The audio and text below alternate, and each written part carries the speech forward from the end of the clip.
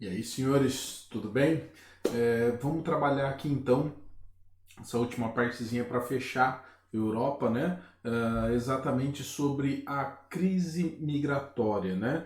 A crise migratória que no presente momento aí perdeu um pouquinho de importância exatamente devido à pandemia, né? A pandemia que teve aí o primeiro epicentro na Europa, né? E infelizmente depois aqui pra gente, né? Estados Unidos e nós.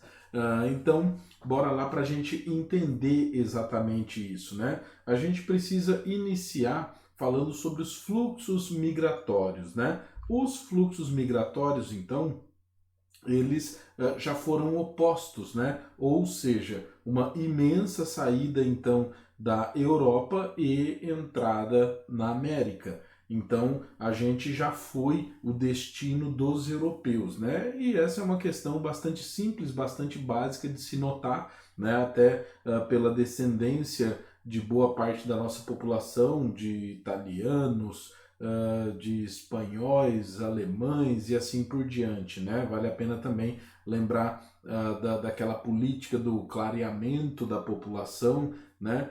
Que acaba influenciando. Só que é lógico, a imensa maioria acaba indo para os Estados Unidos, né? Os Estados Unidos multiplica sua população aí por 10 em um período muito curto, né? Mas tudo isso então é mudado, é transformado no pós Segunda Guerra Mundial. Então, no pós-Segunda Guerra Mundial, na verdade, o que é que vai ocorrer? A gente vai ter como se fosse uma parada aí desses fluxos, né? Os europeus então vão se esforçar bastante para conseguir reconstruir, recriar seus países, né? E passado isso, a gente acaba tendo uma melhoria econômica muito grande, né? Pode se relacionar isso também com o desenvolvimento do bloco econômico europeu, né? Então, logicamente que a gente vai acabar tendo uma atração maior de imigrantes para a Europa, né? Um outro fato também notável é o seguinte: atualmente, ou quanto mais a gente se aproxima da nossa atualidade, a gente acaba tendo uma intensificação da globalização. E nesse ponto você pode ler globalização como melhoria dos fluxos de transporte, de pessoas, de informações, de tudo, né? Então, lógico que atualmente os fluxos são muito maiores, são muito mais intensos. E a gente consegue notar isso até através da análise simples do número de turistas no mundo. Então, quanto mais nós nos aproximamos da atualidade, maiores serão esses fluxos, né? E também temos uma questão que é notável. Lógico que a maioria dos imigrantes saem da América, principalmente da América Latina, né? Falando do nosso caso, indo para os Estados Unidos ou para a Europa em busca de melhores condições. E como a gente já viu, como a gente já comentou, a Europa, a maioria dos países vão acabar precisando de mão de obra, né? Fato esse que pode acabar gerando aí essa xenofobia, né? A xenofobia, se você tem aí o conceito já travado na sua cabeça, tipo assim, ó, xenofobia é a aversão a quem é de fora. Eu queria só que você melhorasse esse conceito. Não é só a aversão, mas sim uma visão de que eles são superiores. Então, tipo assim, os europeus acabam tendo esse sentimento de que eles são superiores aos imigrantes. E esse fato é uma coisa bastante notável, até porque você bem pode notar isso também no Brasil, em relação aos outros países, né? Então, aos paraguaios que vêm para cá, aos bolivianos, aos venezuelanos, todos eles então acabam sofrendo um pouco desse preconceito, né? Mas vamos focar na Europa. Principalmente, então, a gente vai começar alguns traços aí dessa crise migratória, né, com o ataque às Torres Gêmeas nos Estados Unidos lá, né, em 2001. Então, logicamente, que alguns outros fatores vão acelerar esses fluxos. Então, a gente tem os ataques lá, né, em 2001, né, no 11 de setembro. Esse ataque vai gerar uma resposta muito imediata dos Estados Unidos, né, que já logo ali na sequência vão lá e vão invadir o Afeganistão. né? E exatamente eles vão encontrar ali algumas resistências porque existem os blocos terroristas, né? Aí no caso o Al-Qaeda. Simplesmente é notável isso, né? Você vê os caras tudo com umas baita, umas metrancas na mão, né? Falando, minha nossa, quem que vai encarar isso? Então, exatamente. Os Estados Unidos não precisa de ir lá e encarar frente a frente ali, né? Ter aquele contato. Por quê? A tecnologia de guerra dos Estados Unidos é muito maior, é muito superior, né? Eu acredito que se você buscar na internet rapidíssimo, você vai ver diversas imagens aí dos ataques dos Estados Unidos no Afeganistão, né, em relação à Al-Qaeda, e simplesmente, né, os talibãs também, e simplesmente você vai ver que a maioria imensa desses ataques, eles ocorrem no período da noite, de madrugada e tudo mais. Por quê? Porque, meu, simplesmente os caras estão lá, a maioria deles morando tipo, em tendas e tudo mais. Os caras chegam com helicóptero Apache, com visão noturna e tal. Fica parecendo um jogo de videogame, né? Por quê? Porque eles não têm a menor chance de resistir a um ataque norte-americano, né? E depois, já logo na sequência, a gente tem a invasão do Iraque, né? Que o Bush vai alegar que o Iraque tinha armas de destruição, armas químicas, sei lá o que e tal, e daí, mesmo sem ter aprovação do Conselho de Segurança na ONU, ele vai lá e acaba então invadindo o Iraque. No Iraque, ele vai conseguir, né, fazer uma coisa que o pai dele não fez, talvez duas, né? A primeira vai ser derrubar o ditador, né?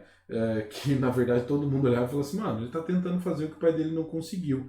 E simplesmente a gente tem essas cenas aí, né, absurdas do que aconteceu lá, então é meio que um tiro que saiu pela culatra, né? A gente tem então o início de uma caçada ao Talibã que vai então acabar criando, né, basicamente o chamado Estado Islâmico. Por que, que o Estado Islâmico vai surgir? Bom, ele é exatamente reflexo da ação dos Estados Unidos dentro do Oriente Médio. Por quê? Ele vai lá no Afeganistão e desarticula o grupo terrorista, né? Depois ele vai até o Iraque e acaba então derrubando, né, do governo um ditador extremamente sangrento que, na verdade, você acaba notando que no Oriente Médio, em boa parte da África, o que ocorre? Quando você tem um ditador ali no poder, ele, na verdade, ele acaba concentrando mais força do que seus opositores. Então, ele governa, mas sempre de um modo muito firme, né, muito pesado, para que seus opositores não consigam derrubá-lo, né? Então, o que vai ocorrer? No caso aí do Iraque, eles vão lá e derrubam Saddam Hussein, né? E isso acaba gerando então um grande vácuo no poder. Então toda a região aí vai ficar, né, meio que balançando. E os caras do Estado Islâmico vão surgir, vão começar a tomar algumas regiões, né? Por quê? Bom, porque exatamente quem dominava tudo era o Saddam Hussein, né? Dentro do Iraque, no mínimo, né?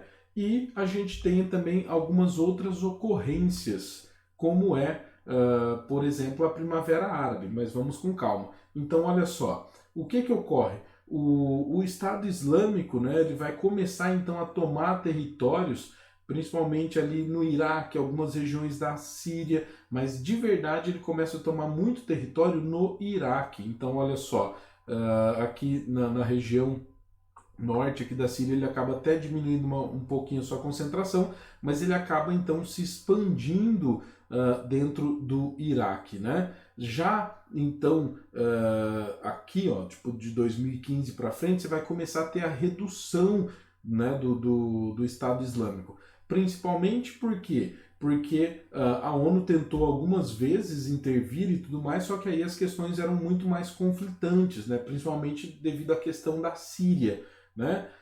Mas depois dos ataques terroristas à França, aí não tem jeito, né? Então, em fevereiro de 2019, a gente vai ter o último território controlado pelo Estado Islâmico sendo derrubado, né? Com ataques da força francesa, da italiana, né? E é interessante que os Estados Unidos eles buscam não se envolver aí nesse ataque, né? Falam que vão dar suporte, armamentos e tudo mais, mas não tentam não se envolver, né? Um outro fator, então, como eu havia dito, que ocorre praticamente no mesmo momento, né, de todos esses fatos, é exatamente a Primavera Árabe. A Primavera Árabe ela vai ser, então, a revolta das populações, principalmente do norte da África, quanto aos seus governadores, que na verdade são ditadores, né? Chama bastante atenção a questão, por exemplo, da Líbia, né? Com o Muammar Gaddafi, que ele começa a atacar diretamente a população, né? Ao ponto de contratar um exército, né? Porque o seu próprio exército debandou, né? E acabou tendo intervenção da OTAN. E o que é interessante é que uma das saídas para não mandar o exército norte-americano ou coisas do tipo foi exatamente de armar de novo o exército que havia sido destituído, né? Então esse exército agora com armas de novo vai contar com apoio aéreo, né? Os caras vão lá, arrebentam todos os aviões e tudo mais do Gaddafi, né? Porque se o cara tem um caça, por exemplo, ele arrebenta com todo mundo. E daí eles vão lá, destroem tudo e a população consegue pegar o Gaddafi, né? Acabam matando ele de um modo bastante violento, né? Então tudo isso aí acaba ocorrendo na Primavera Árabe. E a gente tem uma escalada aí, uma passagem aí para vários países, né? E o número 4 aqui, ó, é a Síria, né? E na Síria a gente tem o Bashar al-Assad, né? E o Bashar al-Assad, depois eu vou colocar imagens dele, você vai ver que ele é diferente dos outros, né? Porque, por exemplo, o Muammar Gaddafi parecia que era zoeira, não parecia que era verdade, né? O cara se vestia parecendo um pavão. Então você olhava para ele, você via que ele tinha alguns probleminhas ali, né? Mas o Bashar al-Assad não. Bashar al-Assad estudou na Europa, né? Conhece muito bem política e geopolítica, né? E ele acaba então se mantendo no governo, né? Mesmo depois de realizar alguns ataques diretos à população, né? Então você bem pode ver aí, ó, né? Uma chargezinha de 2011, né? Muammar Gaddafi tomando banho de sangue, né? Por quê? Porque sim, ele realizou diversos ataques contra a população de modo direto, só que como eu disse, ele é mais malandrão, ele manja bem mais de política, né? Então ele acaba conseguindo disfarçar tudo isso.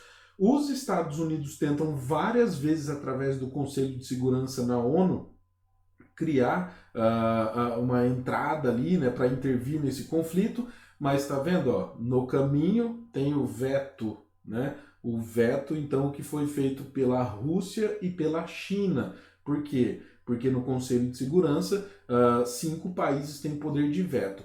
E como eu disse, o Bashar al-Assad é ligeirão, mano. Ele é inteligente. O que ele fez então? Ele comprou armas da Rússia e comprou armas da China também, sabendo que esses caras viriam a vantagem da manutenção desse conflito, né? E você até pode ficar pensando, falando, meu, mas como que a Rússia e a China podem pensar assim? Bom, e se você for parar para pensar, por que os Estados Unidos estavam querendo intervir? Simplesmente o lobby armamentista ele é muito grande nesses países, né? O maior lobby armamentista do mundo são os Estados Unidos. Né? Nos Estados Unidos tem canal de venda de arma, de rifle, tem a sociedade do rifle, né? Uma loucura. Tipo assim, eles sugerem você dar para as criancinhas. Olha só, você dá uma arma tipo rosa para sua filha ir treinando já, tá, sei lá o quê. Mas aquela coisa, né? Não é entregar arma para qualquer um, para pessoa preparada. Conhecem já esse discurso, né? Então, acontece que esse lobby armamentista ele não quer só vender arma. Vender arma é um dos passos, você precisa usá-las, né? Então, como que você vai usar arma? Ah, sei lá, no stand de tiro? Ah, legal. Mas na guerra, aí sim, aí que o bicho pega, né? Então não vai ficar pensando que os Estados Unidos é tipo o Batman, né? E os outros são maus. Não, não, todos eles são maus. Por quê? Porque na verdade a ideia é ganhar dinheiro em cima desse conflito. E principalmente porque o Bashar al-Assad ele é muito habilidoso para lidar com algumas questões. Por exemplo, ele diz que na verdade ele não está atacando a sua população. Ele está atacando, na verdade, o Estado Islâmico. Né? O que em um dado momento até pode ser verdade, mas ele aproveita essa cortina de fumaça para atacar a população que é opositora a ele, né? Para atacar a população que estava revolta devido à Primavera Árabe. Então, logicamente, que ele vai descer o sarrafo mesmo, vai fazer um limpa, ele vai matar muita gente mesmo, né? Tanto é que todo mundo estava esperando, né? Tipo assim, não, vamos lá, intervém então, acaba com o Estado Islâmico, acabou o Estado Islâmico, a gente precisa sentar para conversar com o Bashar al-Assad, né? Ou seja, estavam esperando, no mínimo aí diversas punições a ele ser preso, né? Tava todo mundo esperando isso, como você bem viu, o Estado Islâmico foi praticamente exterminado em 2019, só que já logo na sequência a gente teve a pandemia, né? E daí então parou-se tudo. Outra coisa então que é bastante interessante é que a região norte da África também conta com diversos grupos terroristas, né?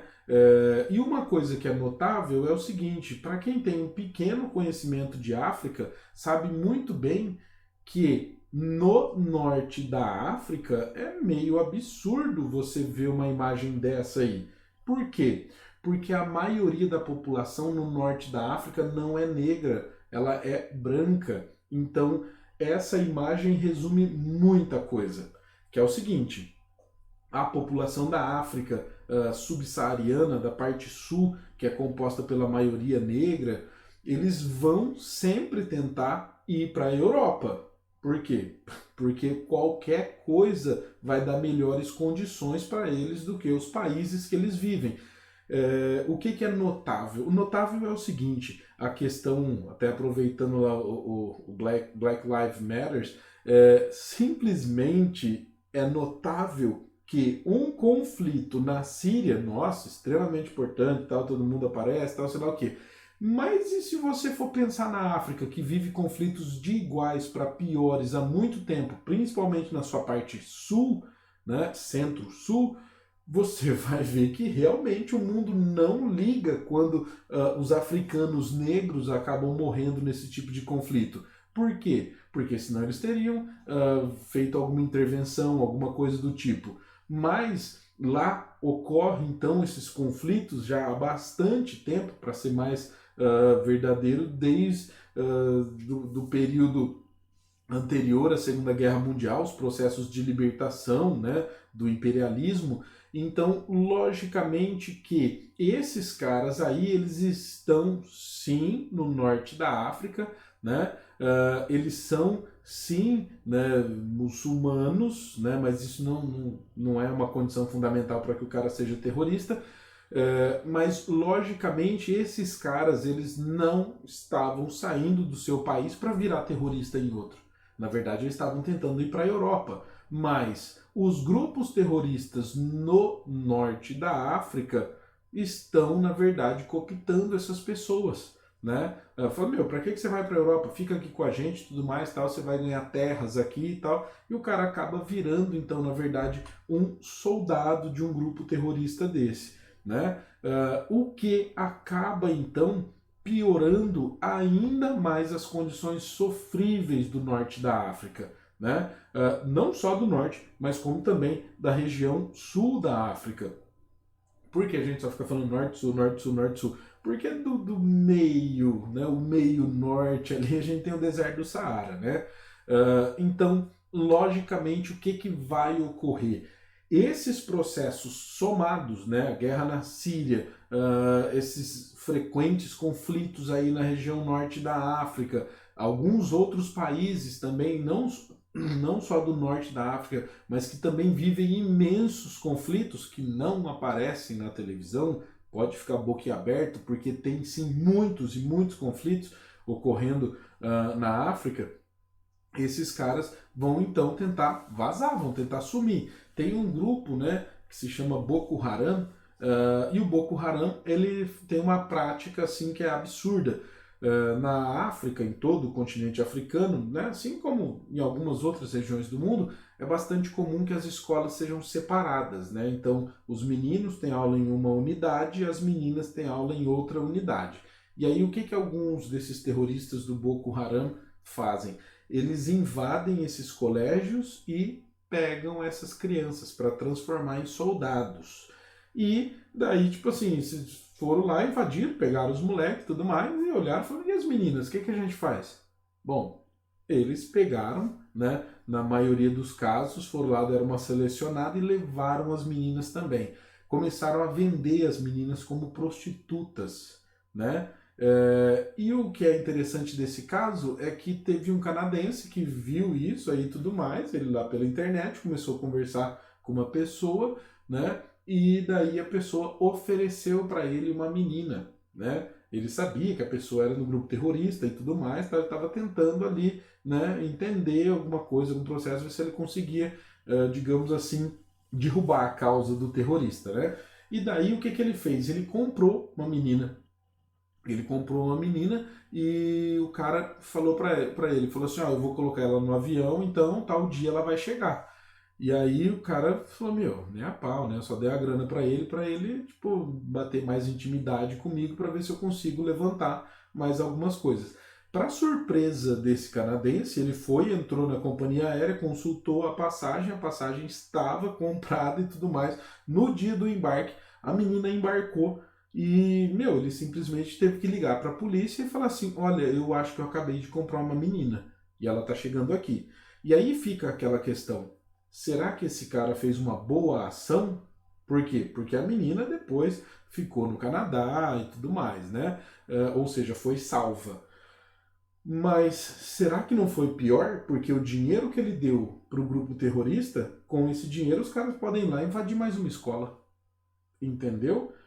Ou seja, se você vive em um país que existe essa possibilidade, você acha que você vai viver tranquilo? Meu, vazar é uma das melhores opções, né? E logicamente que se na travessia México-Estados Unidos acontecem, né, diversos embrólios ali extremamente suspeitos, pessoas que aparecem mortas lá direto, né? Você acha que no norte da África também não vai acontecer? Então é lógico que isso vai ocorrer, né? Então a gente vai ter, ó, essa imagenzinha vai até 2015, né? Só para você ter uma noção. Da Síria foi para a Turquia, ó, 1.938.000 pessoas. Para o Líbano, 1 milhão cento e tralalá. Para a Jordânia, 629 mil. E, logicamente, que essas pessoas, o primeiro passo era sair da Síria, né? Por quê? Porque na Síria o pau estava comendo de qualquer lado, né? Se você corre para um lado, o Estado Islâmico te pega. Se você corre para o outro, o exército do Bashar al-Assad. Então, na verdade, qual que é a melhor opção? Sair vazado mesmo, fugir pela própria vida, né? Então, logicamente que uma das opções é ir para a Europa. Por quê? Meu, porque você sai da Síria para ir para outro país que pode ter uma realidade de igual, ou às vezes até para pior, se bem que pior é forçar muito, tá? Não tinha realidade pior no mundo nesse momento, não. Então a população da Síria simplesmente vai vazar. Imagine o seguinte: qual é o tamanho do desespero de uma pessoa para sair e atravessar alguns países a pé? Você simplesmente vai a pé. E para piorar tudo isso, né, a gente tem aí um contexto de diversos atentados islamitas na Europa, o que acaba aumentando esse preconceito. Tipo assim, se o cara é islâmico, se ele é do Oriente Médio, tipo, não fica perto, que já ele explode. Né? Então, logicamente que vai ocorrer um movimento contrário à entrada dessas pessoas na Europa. E parece até ser uma brincadeira do destino, né? A União Europeia, que prega que as diferenças têm que ser mantidas e reduzidas, né? Ou seja, as diferenças econômicas têm que ser reduzidas, as diferenças culturais têm que ser mantidas. Como que eles vão lidar então com essa? Falei, e aí? Tem um monte de gente morrendo aqui, ó, querendo entrar aqui. Vocês não vão ajudar? Não são vocês os bonzinhos? Ou a ideia é só dinheiro mesmo? Né? Mas como eu disse, a gente tem esse ponto contrário. Você bem pode ver aqui, ó, né? Em Paris, os atentados acabam gerando então um grande número aí de mortos, né? E logicamente, deixa eu só voltar aqui, logicamente que dá para a gente notar o desespero dessas famílias, dessas pessoas que estão fugindo. E é interessante que todas as vezes que perguntaram para os refugiados, né, ou seja, para as pessoas que conseguiram fugir dessas guerras, perguntaram onde você gostaria de morar? Tipo assim, se fosse perfeito e tudo mais, né? Tipo, se não tivesse tendo guerras, onde você gostaria de morar? Meu, a imensa maioria dos sírios, por exemplo, responde: na Síria. Eu sou sírio. Eu não quero morar na Europa, né? Tipo assim, eu estou procurando um refúgio, eu quero sobreviver. Deixa eu sobreviver e quando eu estiver bem, eu vou voltar pro meu país, né? Que é exatamente o sentimento que acaba criando um povo, uma nação. É o sentimento de pertencimento, né? Você pertence então àquele país, né? Tipo, você pode olhar e falar, meu, isso aqui é um deserto, mas para a população que nasceu e cresceu lá, aquilo lá é a casa deles, né? Então, logicamente que a gente tem a pandemia aí cobrindo muito, né, desses acontecimentos, mas a gente nota exatamente que o número de mortos aí é imenso. Esse processo, esse ciclo, ele continua, né? E principalmente agora que já meio que deram as costas para tudo isso, não, então deixa seguir, né? Então aí ó, uma análise, né, bem simples de onde são as pessoas que chegam na Europa pelo mar. Então olha só isso aqui, ó, Somália, Eritreia, Nigéria, né? No caso aqui Eritreia, Somália, Sudão, os caras em guerra, né? Afeganistão, você acha que a invasão dos Estados Unidos, depois que eles saíram, ficou tudo normalzinho lá? Nem a pau.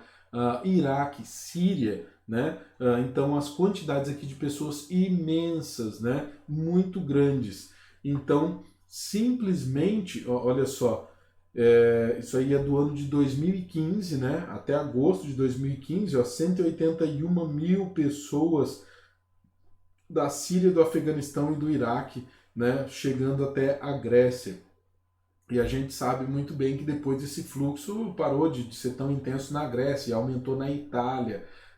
E, logicamente, que como uma das saídas, né, aqui são números aqui de 2018, ó, a parte, então, que vai para a Espanha, ó, 50.129. A gente tem aí também, ó, 1.033 para Malta, uma imensa quantidade para a Itália, tá vendo? 21 mil ali para a Itália, 26 mil que vão para a Grécia, mas depois, já logo em seguida, vão para a Itália. Ou seja, esses números aí, essa quantidade, continua presente, né? Continua ocorrendo, muito embora a maior quantidade já tenha ido, né? Já passou de 3 milhões só de sírios que fugiram, então, para a Europa ou para qualquer outro lugar, né? E dentro dessa questão, nós temos exatamente um dos maiores fatores que levam ao Brexit, né? Por quê? Porque a União Europeia simplesmente chegou, sentou, fizeram uma reunião e falaram, olha, a gente vai ter que fazer o seguinte, a gente vai ter que dividir esses imigrantes aí, na verdade refugiados, né, entre os países e cada um conseguir manter ali uma quantidade. Ao ouvir isso, o Reino Unido falou, aqui Não, aqui não, jamais. Né? Na minha ilha encantada que não para de chover e as pessoas têm os dentes amarelados, não. É muito ridículo. Mas então o que, que ocorre? Eles vão principalmente trabalhar muito essa questão antes exatamente do referendo que acabou tendo uma pequena quantidade de maioria para a saída do Reino Unido. Né? Então esse também é um dos fatores que acaba se relacionando com o chamado Brexit. Beleza? Então, senhores, é exatamente isso. É hora. Ó. Beijão pra vocês. Tchau, tchau. Bons estudos aí. E vamos que vamos. Até mais.